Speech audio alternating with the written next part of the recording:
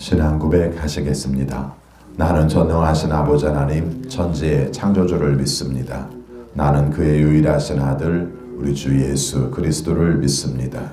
그는 성령으로 잉태되어 동정녀 마리아에게서 나시고 본디오 빌라도에게 고난을 받아 십자가에 못 박혀 죽으시고 장사된 지 사흘 만에 죽은 자 가운데에서 다시 살아나셨으며 하늘에 오르시어 전능하신 아버지 하나님 우편에 앉아 계시다가 거기로부터 살아있는 자와 죽은 자를 심판하러 오십니다. 나는 성령을 믿으며 거룩한 공교회와 성도의 교제와 죄를 용서받는 것과 몸의 부활과 영생을 믿습니다. 아멘. 찬송가 93장 부르시겠습니다. 93장입니다.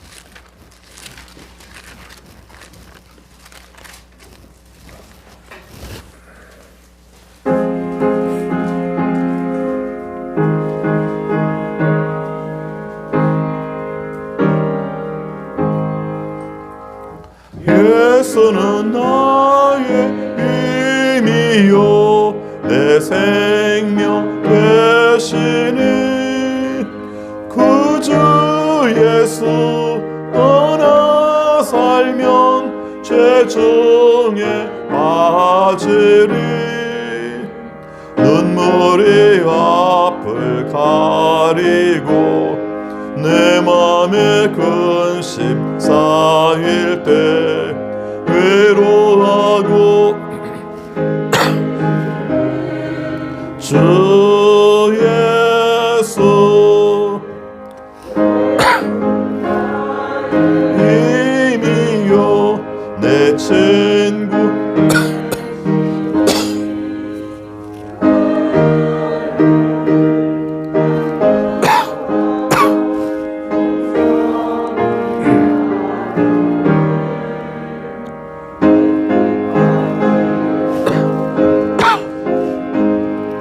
주수할 곡식 많고 귀한 열매 주시느니 주 예수 예수는 나의 힘이요 내 기쁨 되시니 그 명령을 준행하여 늘 충성하겠네 주야로 보호하시며 바른 길 가게 하시니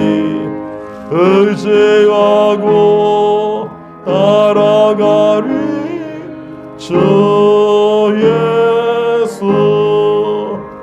예수는 나의 힘이요 내 소망 되시니 이 세상을 떠나갈 때 곧 영생 얻으리 한없는 복을 주시고 영원한 기쁨 주시니 나의 생명 나의 기쁨 주 예수.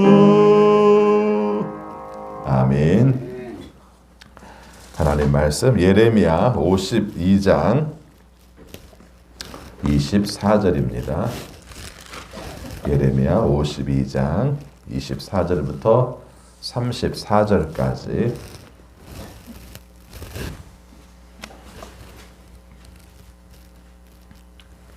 24절 근위 대장은 대제사장 스라야와 부제사장 스바냐와 3명의 성전 문지기를 체포하였다.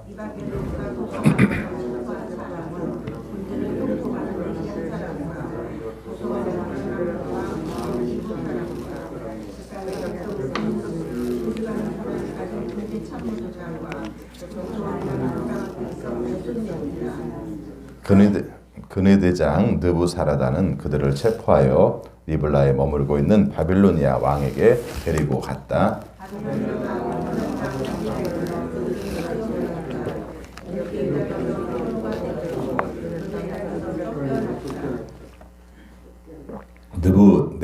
느부갓네살이 포로로 끌고 간 유다 백성의 수는 이러하다. 그의 통치 제7년에 3023명이었다.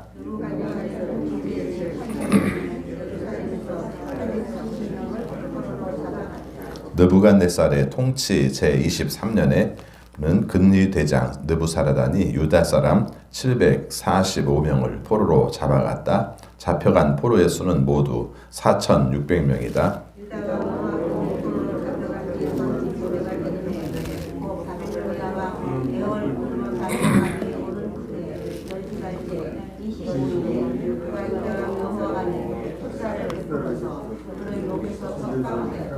그는 여호야긴에게 친절하게 대접하여 주면서 그와 함께 바빌로니아에 있는 다른 왕들의 자리보다 더 높은 자리를 그에게 주었다.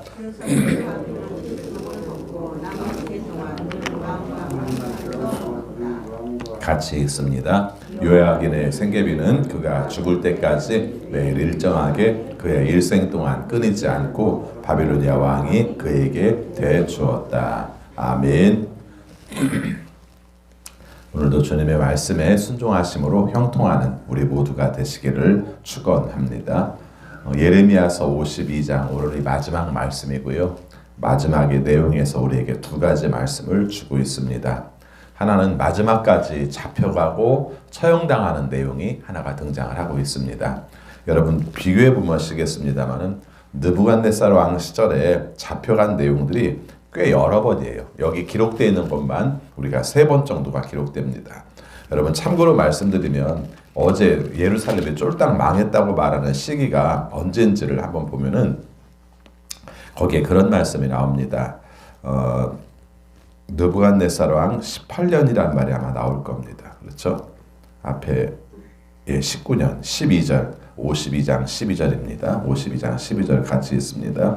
바빌로니아 왕 느부갓네살 제19년 다섯째 달 12대 바빌로니아 왕의 부하인 근위대장 느부사라단이 예루살렘으로 왔다. 이렇게 말하죠. 그리고 그 바로 앞에 있는 내용에서 보면은 거기에 시드기야까지 잡혀간 내용이 나와요.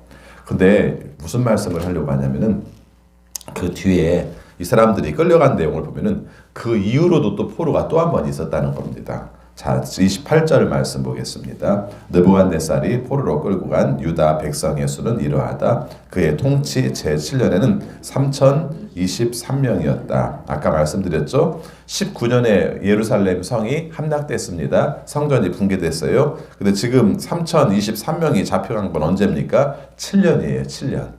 굉장히 차이가 많이 나죠. 자, 그 다음에 29절을 봅니다. 느부갓네살의 통치 제18년에는 예루살렘에서 832명을 포로로 잡아갔다. 이건 성전 함락 전에 시드기야가 아마 잡혀갈 때 이때와 관계가 되는 것 같습니다.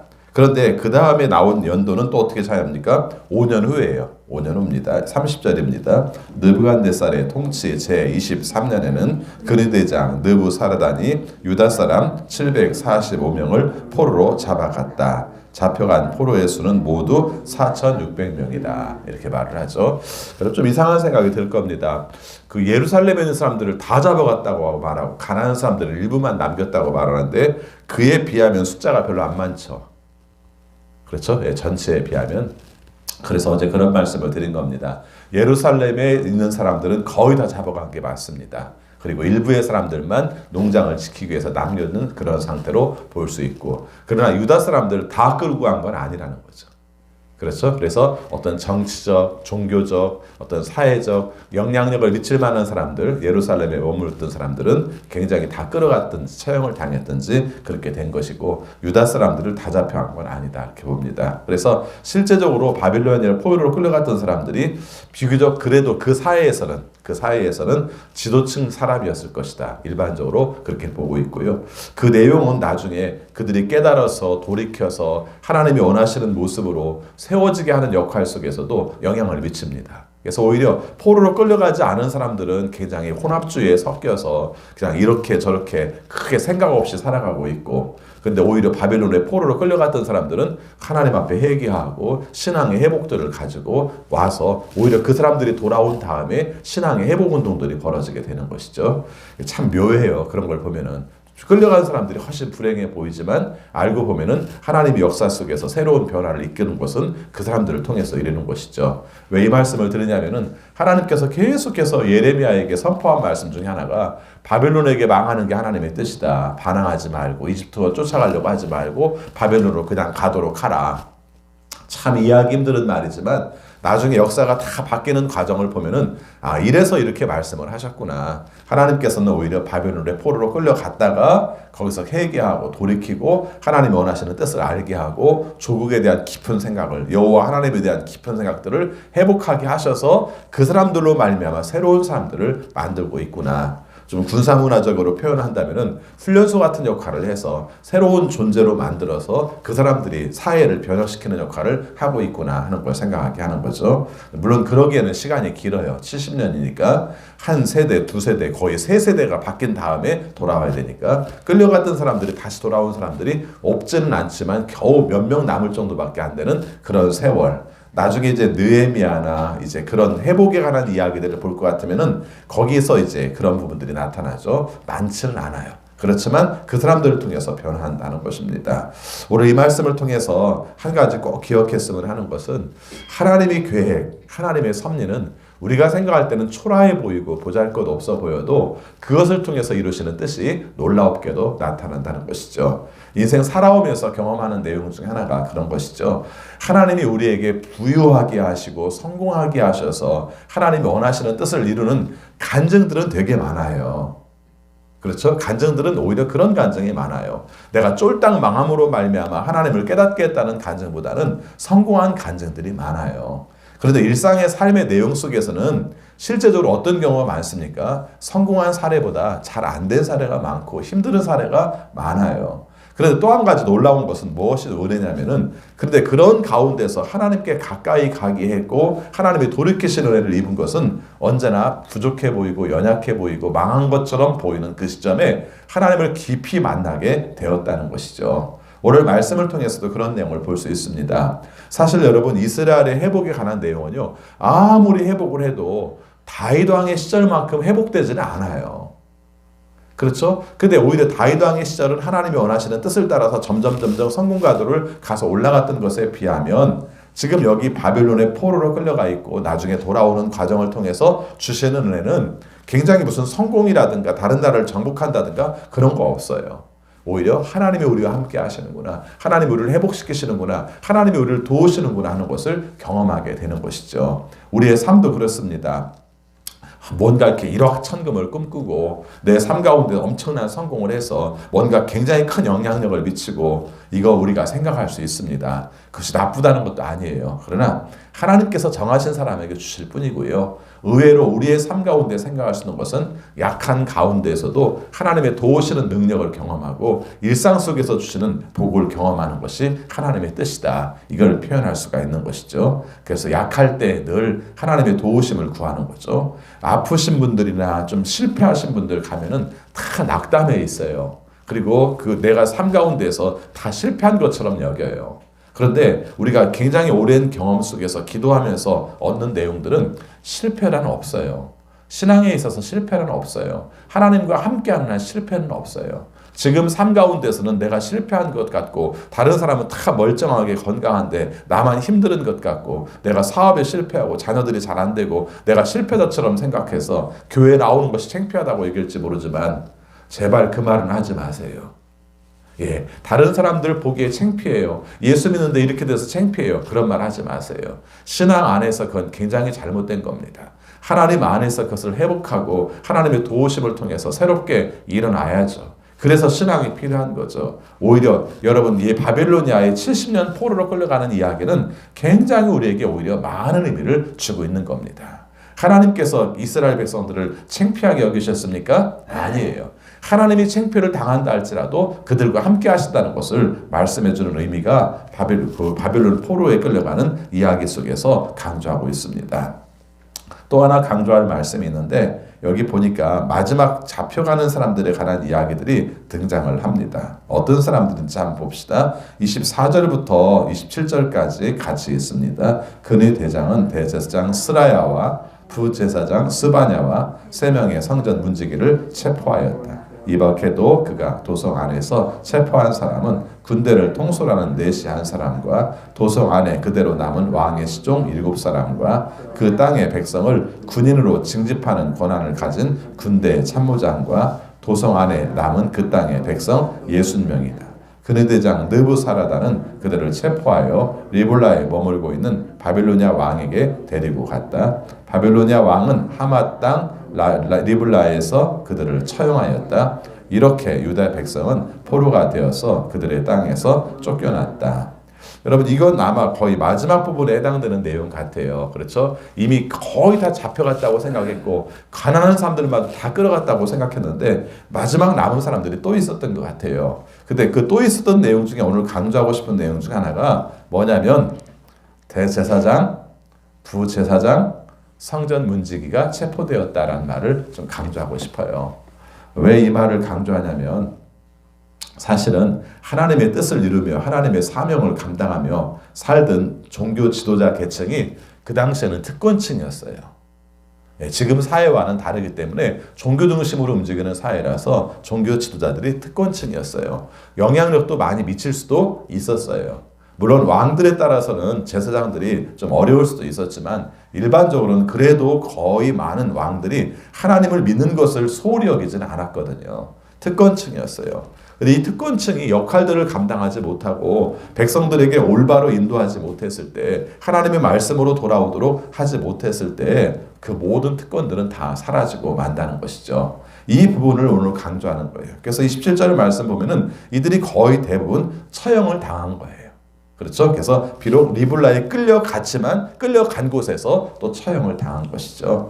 하나님께서 맡겨주신 특권은 엄격히 말하면 사명을 위한 특권이죠. 우리가 사는 삶도 마찬가지입니다. 우리에게 어떤 권력을 주셨다, 하나님께서 우리에게 은사를 주셨다 하는 것은 하나님께서 맡겨주신 일을 하게 하기 위해서 그런 거예요. 우리가 꼭 잊지 말아야 될 내용 중에 하나가 신앙생활하면서 하나님이 나에게 이렇게 축복을 주셨어 이런 말을 할 때 꼭 잊지 말아야 될 것은 이것을 통해서 하나님이 원하시는 뜻대로 어떻게 살아야 될까, 어떻게 나눠야 될까를 꼭 생각해야 됩니다. 그게 아니면 어떻게 됩니까? 다 사라지고 맙니다. 이것이 오늘 우리 말씀 속에서 주시는 중요한 내용이죠. 그래서 24절 말씀에서 종교 지도자에 해당되는 사람들이 마지막 잡혀갔고 그들이 체포됐고 그들이 처형당했다. 이걸 우리가 성경에서 기록에 남겨두고 있습니다.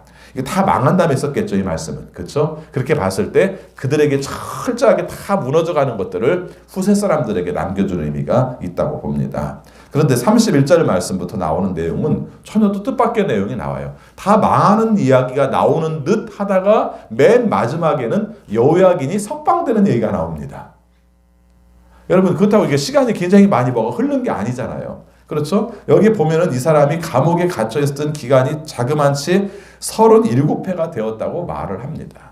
그리고 여기에서 이 사람을 풀어준 사람이 에르브루닥이라는 사람인데 이 사람이 느부갓네살의 아들이에요. 그러니까 느부갓네살 왕 시절에는 여호야긴이 감옥에 계속 갇혀 있었고 아마 느부갓네살 왕이 죽었든지 아니면 왕위에서 내려와서 아들에게 역할을 맡겨준 다음에는 이 사람이 여호야긴을 석방시켰다는 그런 얘기입니다. 한번 그 부분을 생각해 보세요. 나라가 망했어요 라는 이야기를 쭉 하다가 이미 시드기야보다 더 이전에 있었던 사람이거든요. 여호야긴 왕은. 근데 그 사람이 이미 체포되어서 감옥에서 살고 있었는데 그 사람이 석방되었다는 게 뭔 큰 의미가 있겠어요. 그렇다고 뭐 나라가 회복된 것도 아니고 이 사람이 나라에 돌아온 것도 아니고 그곳에 있었던 것이 뭔 회복의 의미가 있겠어요. 그런데 성경은 이 말씀을 쓰고 있다는 것입니다. 그 다음에 이어지는 얘기도 없어요. 그럼에도 불구하고 이 말씀을 쓰고 있다는 것입니다. 그럼 그 뜻은 무엇일까 하는 것이죠. 자, 그 말씀을 살피기 전에 여호야긴이 마지막 어떻게 살았는가를 성경에 기록한 내용을 먼저 살펴보겠습니다. 31절부터 34절까지 같이 있습니다. 유다 왕 여호야긴이 포로로 잡혀간 지 37회가 되는 해에 곧 바빌로니아 왕 에윌 부르닥이 왕위에 오른 그해 12째 달 25일에 그가 유다 왕 여호야긴에게 특사를 베풀어서 그를 옥에서 석방하였다. 그는 여호야킨에게 친절하게 대접하여 주면서 그와 함께 바빌로니아에 있는 다른 왕들의 자리보다 더 높은 자리를 그에게 주었다. 그래서 여호야킨은 죄수복을 벗고 남은 생애 동안 늘 왕과 한 상에서 먹었다. 여호야킨의 생계비는 그가 죽을 때까지 매일 일정하게 그의 일생 동안 끊이지 않고 바빌로니아 왕이 그에게 대주었다. 사건도 중요한데 이 말씀이 왜 맨 마지막에 기록되었을까? 여기에 좀 초점을 맞춰보면 오늘 말씀이 은혜가 될 것 같아요. 쉽게 정리하면 37년 포로로 잡혀간 지 37년 여호야긴이 참 긴 세월이잖아요. 한 사람의 생애에 있어서 37년을 감옥에 갇혀 있었던 거예요. 왜요? 남유다의 왕이라는 이유 때문에. 그래서 이 사람이 뭐 크게 이 사람 그 느부갓네살에게 잘못했다기보다는 느부갓네살이 자기 마음대로 그 유다 나라를 통치하기 위해서 왕을 잡아가 버리고 다른 사람을 왕으로 세웠던 거거든요. 이제 그런 내용이에요. 그런 가운데 있었는데 풀어놨다. 그 다음에 뒤에 나온 내용을 보니까 우리가 뭐 친절하게 대접해줬다. 그 다음에 다른 왕들보다 자리를 더 높은 자리를 주었다. 무슨 통치를 했다는 건 아닌 것 같고요. 아마 잡혀온 사람들 왕들의 그런 역할 중에서 더 우대를 해줬다. 막 이렇게 보일 수 있을 겁니다. 그 다음에 죄수복을 벗었다. 왕과 함께 밥을 먹었다. 그 다음에 그가 필요한 생계비는 이 바빌로니아 나라에서 다 대주었다. 이렇게 말을 해요. 그렇게 읽어도 슬프잖아요. 그렇죠. 그렇게 읽어도 슬퍼요. 나라가 이미 다 빼앗겼고 아무리 그렇게 있다 할지라도 사실은 포로잖아요. 그냥 많은 대우를 받을 뿐이지 포로지 않습니까? 근데 성경은 이 말씀을 왜 기록되었는가, 왜 기록하였는가 하는 내용을 우리가 함께 살펴보려고 합니다. 이것은 예레미야서 맨 마지막에서 하나님께서 이 남유다 사람들에게 포로로 끌려간 사람들에게 희망을 주시는 메시지예요. 어떤 희망인가? 야, 한번 생각해봐라. 37년 동안 감옥에 갇혀 있으면 그 사람이 감옥에서 나올 수 있다는 생각을 했겠냐? 못했겠죠. 그렇죠? 예. 그 다음에 감옥에서 나와서 우리가 우대받을 생각을 했겠냐? 못했겠죠. 근데 어떻게 돼? 37년이 지나고 나니까 그 사람이 감옥에서 나오잖아. 나온 가운데서 우대를 받고 있잖아. 비록 해방된 것은 아니라 할지라도 그가 살아가는 삶의 모습을 보면서 너희들의 미래를 생각해. 이 말씀을 하신 거죠. 한마디로 말하면 너희들이 지금 말할 때 70년 후에는 조국으로 돌아갈 거야 라는 말을 믿기냐? 잘 안 믿기죠. 그렇지 않습니까? 아니 포로로 끌려온 상태에서 왜 풀어줘요? 더군다나 왜 우리들을 그 나라에 돌아가게 합니까? 그럴 리가 절대 없을 것 같아요. 우리는 이미 쫄딱 망했어요. 생각할지 모르지. 아니 여호야긴을 봐봐봐. 여호야긴도 마찬가지지. 아니 그 아버지가 갔다가 감옥에 쳐놓고 37년 있었는데 그 아들은 왜 놔주냐? 하나님의 섭니다. 그가 나오는 것을 본다면 너희들의 삶도 언젠가는 바빌론의 포로에서 나가게 된다는 것을 알게 될 수 있어. 이걸 사인으로 생각해. 이것 자체가 하나님께서 너희들에게 보여주는 하나의 상징이야. 이런 희망을 우리에게 주시는 말씀이 바로 이 말씀입니다. 성경은 참 재밌는 부분들이 많아요. 그렇죠? 우리가 생각할 때 이게 뭐 대단해 라고 생각하고 맨 끝에 나와 있지만 엄격히 말하면 남유다 사람들에게는 이게 희망의 메시지고 하나님께서 어떻게 이루어가실 것에 대한 중간에 뭔가를 희망을 보여주는 하나의 모델하우스 같은 내용들이 바로 여호야긴의 석방이고 여호야긴이 대우받게 한 내용이라는 것을 말씀하고 있습니다. 신앙 안에서 소망은 굉장히 중요해요. 그리고 하나님께서 우리에게 함께 하실 때도 소망으로 함께 하실 때가 많아요. 소망은 현재로서는 눈에 보이는 게 별로 없어요. 손에 잡히는 게 별로 없습니다. 그러나 하나님께서 이루실 과정 속에서는 소망을 통해서 역사하세요. 하나님 우리를 이렇게 역사하시는구나, 이렇게 변화시키시는구나, 우리가 이런 결과들을 얻게 하시는구나 하는 것을 갖게 하는 것은 바로 소망이라는 것이죠. 소망은 인내를 할 수 있게 해요. 내가 언젠가 하나님이 원하시는 때에 조국으로 돌아갈 수 있다는 것을 알게 된다면 낙담하지 않고 좌절하지 않고 내 삶을 포기하지 않고 하나님이 원하시는 목적들을 이루어가는 것이죠. 여러분 늘 우리가 생각합니다마는 죽은 것과 죽을 것 같은 건 달라요. 그렇죠? 예, 죽을 것 같은 가운데서는요 우리가 힘들긴 하지만 살 수도 있어요. 하나님께서 우리에게 함께 하실 때 의외로 그럴 때 역사하시죠. 죽을 것 같은 그 순간에 우리에게 소망을 주시고 하나님을 붙들고 하나님이 원하시는 모습을 나오게 하시고 그 삶 가운데에서 살아가는 겁니다. 신앙에서 가장 중요한 건요. 죽을 것 같은 그 순간에 포기하지 않으면 돼요. 포기하지 마시고 하나님께서 우리에게 소망을 보여주시는구나. 하나님께서 우리에게 신랑 같은 정말 반딧불 만한 그런 불빛 하나를 보여주지만 우리 이걸 하나 붙잡고 이것이 큰 불이 될 것이고 새로운 변화가 될 것이고 새로운 능력이 될 것이라는 것을 믿고 살면 하나님께서 결국은 변화시켜 주십니다. 오늘도 이 말씀으로 힘을 얻고 이 말씀으로 온전하게 살아가는 우리 모두가 되시기를 바라겠습니다. 기도하겠습니다. 주님 사랑합니다. 저희들을 사랑하셔서 오늘도 말씀을 통해 우리가 가야 될 길들을 보여주심을 감사합니다. 맡겨진 사명들을 잘 감당해야 될 사람들이, 그래서 그 사명 때문에 하나님께서 많은 특권을 주셨던 제사장 그룹의 사람들이 역할들을 제대로 감당하지 못했을 때 붙잡혀 가고 또 처형을 당하는 모습을 함께 살폈습니다. 우리에게 주신 사명들을 제대로 잘 감당하여 하나님께 영광 될 뿐만 아니라 우리의 삶도 주님 안에서 보장받는 삶이 되기를 원합니다. 오늘 말씀을 통해서 여호야킨 왕이 37년 동안 감옥에 있다가 석방된 내용을 함께 살폈습니다.